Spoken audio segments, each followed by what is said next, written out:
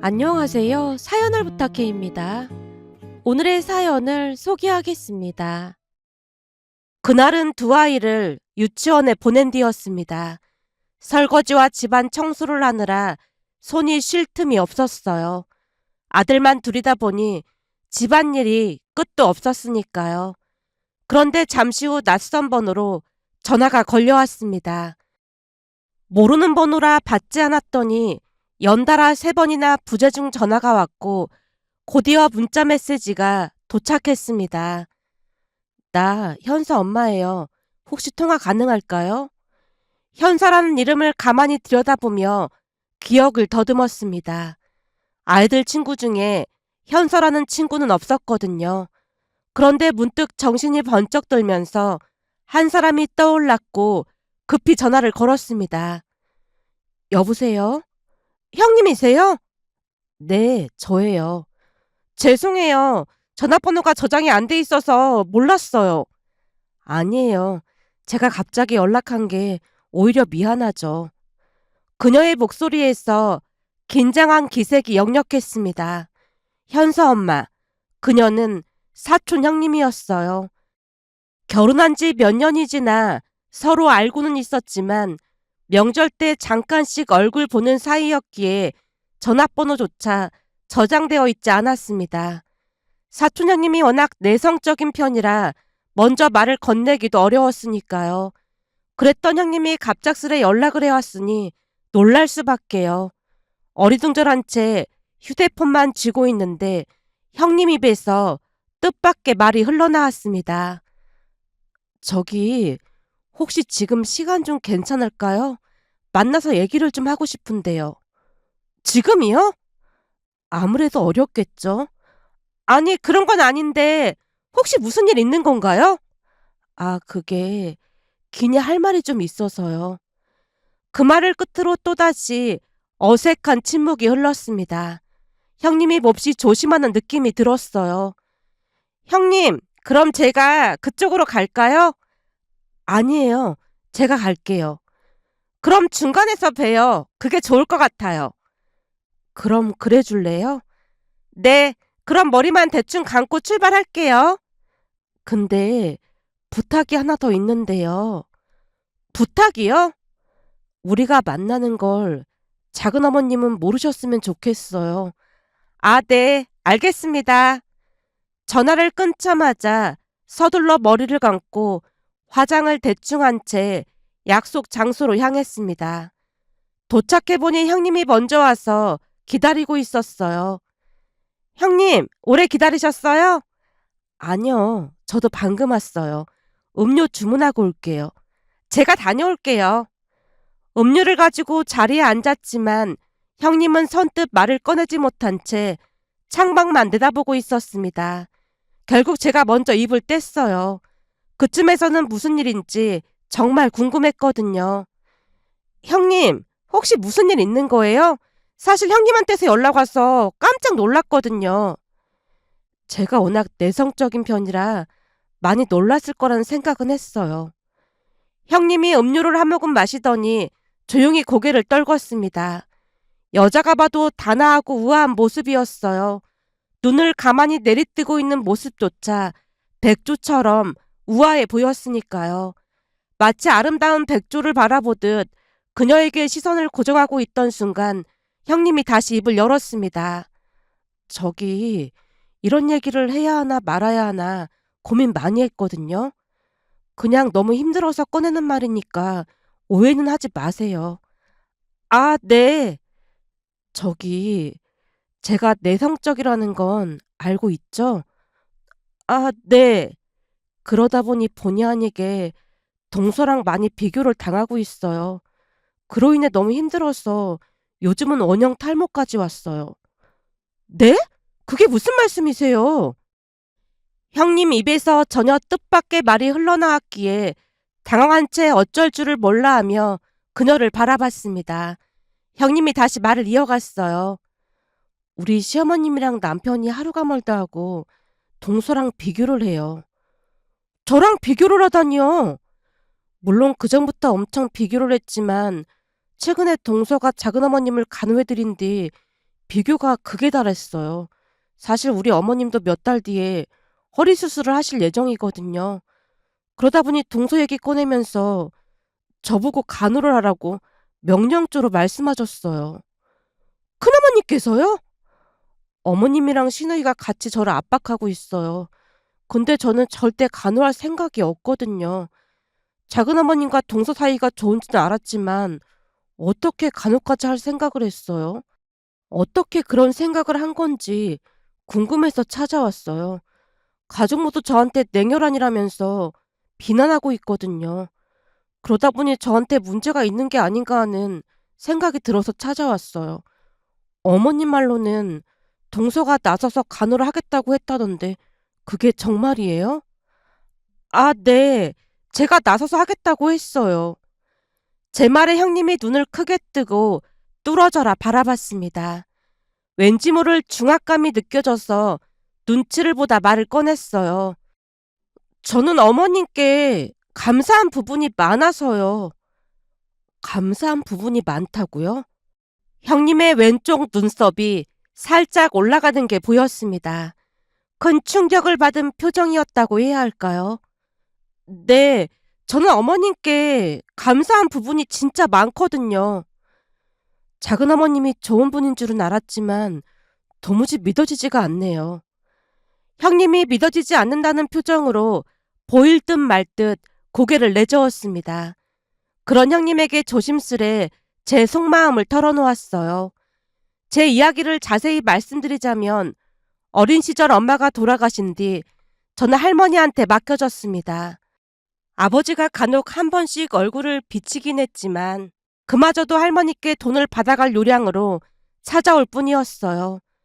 제 기억 속에 존재하는 아버지 모습은 할머니께 돈을 달라며 난동을 피워대는 모습뿐이었으니까요. 그러다 보니 아버지가 내려오면 동네가 발칵 뒤집어졌습니다. 학교가 끝나고 동네 어귀에 들어서면 할머니 친구분이 저를 데리고 그분의 집으로 갈 정도였어요.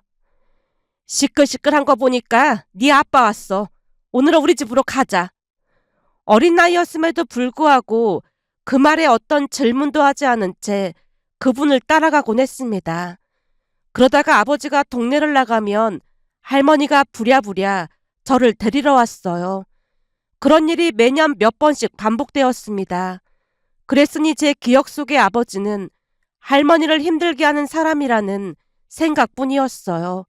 한마디로 저는 아버지에게 어떤 정도 느낄 수 없었고 그냥 남이나 다름없는 그런 존재였습니다. 그 이후 저는 전문대학을 졸업하고 일자리를 구해 도시에서 혼자 살게 되었어요. 큰 회사는 아니었지만 매달 월급을 받아서 할머니를 도울 수 있다는 게 그저 행복하기만 했습니다. 할머니 치아가 많이 좋지 않았는데 제가 전부 치료해드렸거든요. 치아 치료를 하신 뒤 하루에도 몇 번씩 거울을 들여다보시는 할머니의 모습을 보며 얼마나 가슴이 아팠는지 모른답니다. 그 와중에도 신기했던 것은 아버지가 제게 돈을 요구하거나 하지 않는다는 사실이었어요. 그런데 나중에 알고 보니 할머니뿐만 아니라 동네 사람들이 전부 제가 가출을 했다고 했다네요. 한마디로 모두가 한마음으로 아버지에게 키워준 은혜도 모르는 불효막심한 손녀라며 심한 욕설까지 하며 아버지에게서 저를 지켜주셨습니다. 아둔한 아버지는 그 말만을 듣고 저를 찾지 않았고요. 그렇게 시간이 지나 지금의 남편을 만나서 결혼을 했습니다. 남편에 비해 제 조건이 훨씬 안 좋았지만 시부모님은 싫은 내색 한 번 하지 않으셨어요. 한 번은 제가 궁금해서 물어본 적이 있었습니다. 어머님, 제가 많이 부족해서 속상하셨죠? 속상하긴 뭐가 속상해? 아니, 그에 비해 제가 부족한 게 많잖아요. 사실 그런 마음이 전혀 없었다고 하면 거짓말이겠지. 더군다나 현수가 외아들이다 보니 아쉬운 마음도 없잖아 있었어. 근데 상견 옛날 사돈 어르신 뵙자마자 얼마나 사랑받고 자랐는지 알 수 있었어. 너를 바라보는 사돈 어르신 눈에 사랑이 가득했거든. 그리고 학벌 그런 게 뭐 그리 대수겠니? 너도 내 나이쯤 되면 그런 게 큰 의미가 없다는 걸 알게 될 거야. 그것보다도 사람이 결이 맞아야 좋다는 말 들어봤니? 네, 들어봤어요. 특히나 가족끼리 그 결이 맞는 게 아주 중요한 거야. 근데 우리는 결이 잘 맞는 것 같아. 이건 그냥 내 생각일 뿐이야. 저도 그렇게 생각해요. 그럼 다행이네. 그동안 너한테 말한 적이 없긴 한데 사실 나도 할머니 손에서 자랐어. 정말요? 두 분이 장사한다고 많이 바쁘셨거든. 할머니가 우리 남매를 키워주셨어. 도시락도 할머니가 싸주셨고 소풍 갈 때 김밥도 할머니가 싸주셨어. 그래서 그랬는지는 모르겠지만 너한테서 왠지 친근한 느낌이 들었어. 암튼 난 왠지 모르게 네가 편하구나. 어머님 예쁘게 봐주셔서 정말 감사합니다. 고맙긴 뭐가 고마워. 우리한테 잘해서 우리가 오히려 고맙지. 우리 앞으로도 잘 지내보자. 사실 상견례 때도 아버지 없이 할머니만 참석하셨지만 그에 대해 한 번도 물어본 적이 없었어요. 다만 상견례 날 그냥 부모가 없는 거나 다름없습니다라고 할머니가 말을 했고 그 이후로 단 한 번도 거론하지 않았으니까요. 그랬기에 시어머님 말에 눈물이 볼을 타고 흘러내렸어요. 부모가 없는 거나 마찬가지임에도 편견 없이 받아주셨거든요. 그 이후에도 시부모님의 배려에 감사함을 느낀 적이 한두 번이 아니었어요. 그중 가장 감사했던 일은 할머니 건강이 갑자기 안 좋아지셔서 병원에서 한동안 지내셨을 때였습니다. 이미 병원에서는 손 쓸 수가 없다고 했고 얼마 뒤 할머니는 제 손을 꼭 붙잡은 채 조용히 눈을 감으셨어요. 그런데 돌아가시기 전 할머니께서 제게 남기신 마지막 유언은 아빠한테 절대 알리지 마라. 아빠한테 절대 알리지 마라였습니다. 아마도 할머니의 소식으로 인해 아버지와 제가 연락이 될까 싶어 눈을 감는 그 순간까지도 걱정이 되신 모양이었어요. 할머니의 마지막 말이 귓가에 맴돌 때면 세상이 멈춘 듯 가슴이 저릿해지고 그 슬픔과 가여움이 파도처럼 밀려와 견디기조차 힘겨웠습니다. 너무나 큰 슬픔 앞에서 하염없이 눈물만 흘리고 있을 때 시부모님과 남편이 장례식 준비를 도맡아 해주셨습니다. 그나마 불행 중 다행이었던 것은 아버지의 연락처를 알 수 없으니 연락조차 할 수 없었다는 것이었어요. 슬프고 기가 막힌 할머니의 유언을 지켜드릴 수 있게 되었으니까요. 시부모님이 장례식장 비용뿐만 아니라 할머니 병원비까지 전부 계산해 주셨습니다. 또한 시부모님의 지인분들이 장례식장을 지켜주셔서 외롭지 않게 할머니를 보내드릴 수 있었어요. 장례를 치르는 동안 정말 놀라웠던 부분이 있었는데요. 시부모님이 차량을 예약해서 고향 마을 분들까지 할머니 장례식에 참석할 수 있도록 배려해 주셨거든요. 할머니 친구분이 제 손을 붙잡으며 위로해 주셨습니다. 부모 복은 없지만 시부모랑 남편 복이 있어서 다행이다. 네 할머니가 착하게 산 보람이 있겠어. 너를 위해서 항시 착하게 살아야 한다고 입버릇처럼 말했거든. 그 말에 다시 한번 눈시울이 붉어지고 말았습니다. 할머니 장례식을 치른 뒤 하루하루 할머니를 그리워하며 살았습니다. 그런데 할머니가 돌아가시고 5달 정도가 지나 할머니가 꿈에 나오셨는데 그 이후 임신이 된 게 아니겠어요. 할머니께서 마지막으로 선물을 주고 가신 거라는 생각에 다시 한번 눈물을 쏟았습니다. 그렇게 임신과 출산을 하며 하루하루 바쁘게 지내고 있었는데요. 그러던 어느 날은 충격적인 일이 벌어졌습니다. 할머니 친구분이 다급한 목소리로 전화를 걸어왔어요. 예진아, 놀라지 말고 들어. 사실은 며칠 전에 네 아버지가 왔었어. 근데 이 빵난이 같은 놈이 지 애미가 세상을 떠났다고 하니까 슬퍼하기는커녕 기막힌 소리를 하는 거야. 기막힌 소리라뇨? 네 할머니가 남긴 집이랑 밭대기가 조금 있잖아. 신나서 그걸 팔아먹겠다고 지금 난리도 아니야. 할머니 집을요? 그놈의 인간이 예전부터 그 집을 팔아먹겠다고 떠벌리고 다녔거든. 근데 지혜미가 세상을 떠났다고 하자마자 신나서 집을 팔겠다고 호들갑을 떨고 있잖니. 할머니 집은 안 되는데. 저놈의 인간이 이상한 짓 하기 전에 너도 알고 있어야 할 것 같아서 전화했어. 들어보니 이미 부동산에 집도 내놓은 모양이야. 네, 알겠습니다. 확인해 볼게요. 전화를 끊고 난 뒤 어떻게 해야 할지 고민이 깊어졌습니다. 아버지란 사람은 할머니 집을 팔아먹을 게 뻔했으니까요. 결국 몇 날 며칠 고민하고 있자 남편이 물었어요. 여보, 요즘 얼굴이 왜 그래? 혹시 무슨 일 있어? 아무것도 아니야. 그냥 피곤해서 그래. 이제는 자기 얼굴만 봐도 아는데 대체 무슨 일이야? 진짜 아무것도 아니야. 잠을 못 자서 피곤해 보이는 걸 거야. 혹시 무슨 일 있으면 말해. 우리 비밀 같은 거 만들지 않기로 했잖아. 남편 말에 말없이 고개를 끄덕였습니다. 그동안 시부모님과 남편에게 받은 사랑이 너무 크다 보니 더 이상 말을 꺼내고 싶지 않았어요. 그렇게 며칠이 지나갔고 시어머님이 반찬을 만들어서 찾아오셨습니다. 애 보느라 바쁠 것 같아서 반찬 좀 만들어 왔어. 정말요? 잘 먹을게요.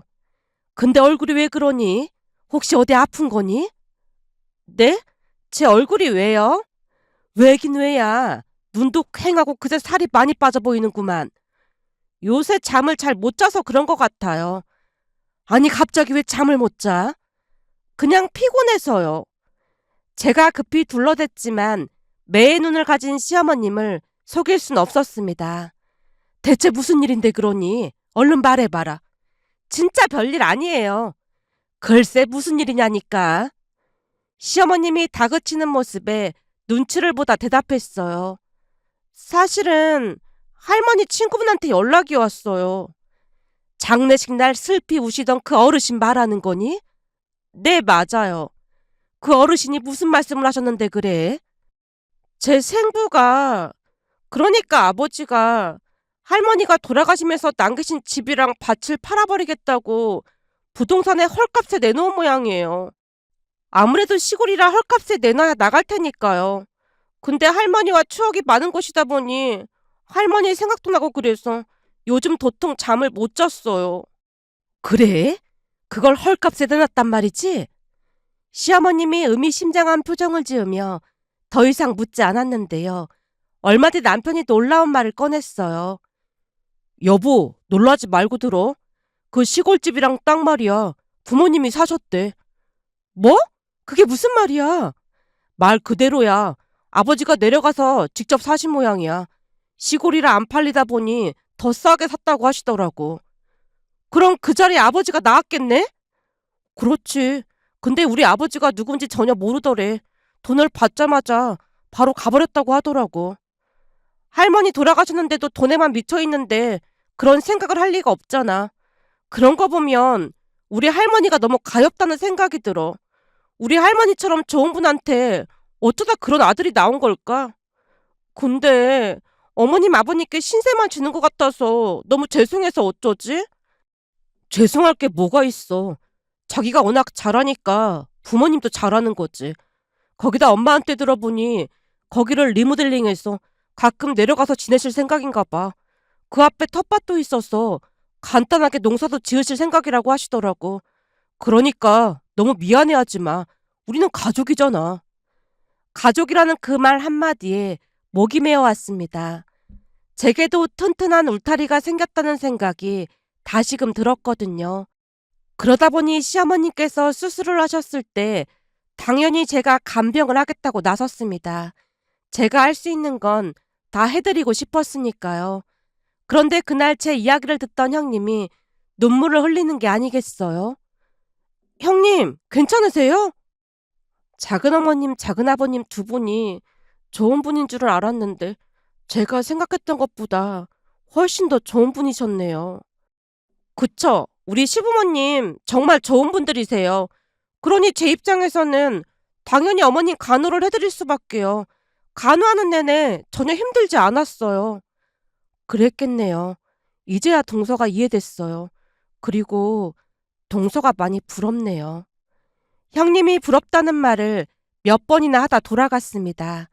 하지만 그 뒤 형님의 슬픈 눈동자가 잊혀지지 않았어요. 결국 시어머님에게 모든 사실을 털어놓았습니다. 제 얘기를 듣던 시어머님이 놀라서 입을 떼셨어요. 그 내성적인 애가 진짜 그런 말을 했단 말이야? 네, 원형 탈모까지 생겼다고 하는 거 보니까 많이 힘든 모양이에요. 가끔 보면 형님이 며느리한테 시집살이를 많이 시키긴 하더구나. 자식 있는 사람이 왜 그러는 건지 당최 이해할 수가 없다니까. 그건 내가 알아서 할 테니까 걱정하지 마렴. 그렇게 시간이 얼마나 지나갔을까요? 시아버님 생신을 맞이해서 큰데 가족들까지 다 초대한다는 말에 전날부터 가서 온 가족이 음식 준비를 했습니다. 즐거운 분위기 속에서 식사를 하고 난 뒤 차와 과일을 먹던 중 큰어머님이 큰 목소리로 말을 꺼냈어요. 동서는 며느리 잘 들어와서 아주 좋겠다. 그럼요. 며느리가 아주 잘 들어오긴 했죠. 그러게 말이야. 요즘 세상에 시부모한테 이렇게 잘하는 며느리가 어딨겠어. 거기다 자식도 못한다는 간병도 하고 말이야. 우리 며느리랑 달라서 참 부럽다 부러워. 나도 우리 며느리한테 간병 좀 해달라고 했더니 딱 잘라서 거절을 하더라니까. 어차피 집에서 종일 먹고 노는 주제에 참 양심도 없어. 큰어머님 말에 형님이 움찔하며 고개를 숙였습니다. 그 순간 시어머님 입에서 충격적인 말이 터져나왔어요. 며느리한테 간병해달라고 하는 대신 형님은 뭘 해주셨는데요? 뭘 해주다니? 요즘 세상에 공짜가 어딨겠어요. 기브앤테이크라고 주고받는 게 있어야죠. 그래서 형님은 며느리한테 뭘 해주셨어요? 난 아무것도 안 해줬는데. 그러니까 못한다고 하는 거죠. 그러는 통서는 며느리한테 뭘 해줬다는 말이야? 당연하죠. 요즘 세상이 어떤 세상인데 공짜를 바래요. 그렇게 공짜 좋아하다가 형님 대머리 되면 어쩌려고 그러세요? 동서 지금 말 다 했어? 그래서 동서는 며느리한테 뭘 해줬는데? 저는 집을 사줬죠. 비록 시골에 작은 집이긴 해도 텃밭까지 딸린 집을 사줬는걸요. 뭐? 그게 정말이야?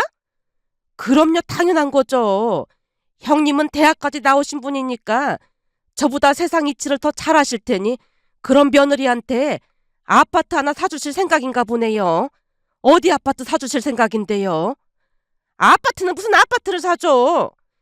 저는 그냥 지금껏 형님이 경우 없는 행동을 하신 적이 없다 보니 그럴 생각이신가 보다 그랬죠.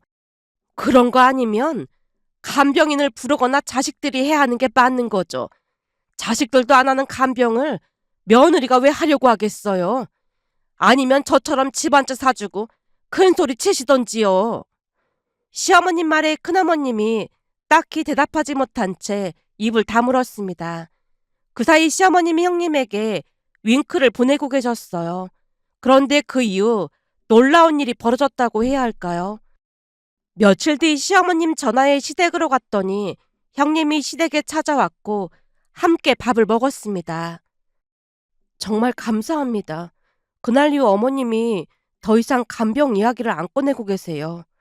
당연하지. 많이 배우고 똑똑한 사람이 이치에 어긋나는 행동은 안 하시겠지. 정말 감사합니다. 그동안 힘든 게 한두 가지가 아니었는데 요즘은 살 것 같아요. 물론 내가 작은 공을 쏘아 올리긴 했지만 그래도 형님이 완전 막무가내는 아니어서 가능했던 거지. 그리고 옛말에 참는 게 능사가 아니라는 말도 있잖니. 그러다 병날 수 있으니까 할 말은 하고 살아. 뭐가 부족해서 할 말도 못하고 그러고 살아. 시어머님의 위로에 형님이 또다시 눈물을 떨궜습니다. 그 이후 형님은 할 말은 하고 살고 있다며 가끔 연락해 오고 있답니다. 앞으로 살아가면서 받은 만큼, 아니 받은 것보다 더 많이 베풀며 살고 싶습니다. 그것이 시부모님께 감사를 표현하는 방법일 테니까요. 세상 모든 분들이 저처럼 좋은 시부모님을 만나길, 그리고 모든 시부모님들이 우리 시부모님처럼 지혜롭고 따뜻하길 간절히 바라봅니다. 오늘의 사연은 여기까지였습니다. 즐겁게 보셨다면 구독, 좋아요 부탁드립니다. 고맙습니다.